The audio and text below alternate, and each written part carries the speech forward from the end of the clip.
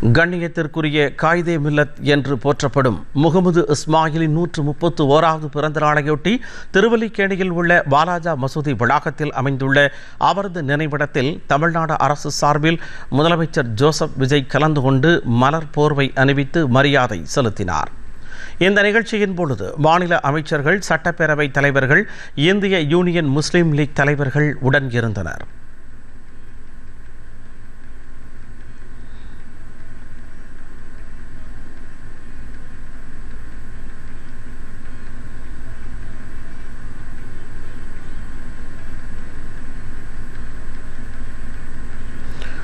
காயிதே மில்லத் நினைவிடத்தில் திமுக தலைவர் மு.க. ஸ்டாலின் கட்சியினருடன் வந்து மரியாதை செலுத்தினார்.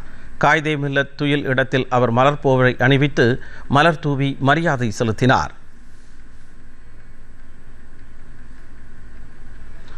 காங்கிரஸ் உள்ளிட்ட பல்வேறு கட்சியினர் சார்பிலும் காயிதே மில்லத்திற்கு மரியாதை செலுத்தப்பட்டது.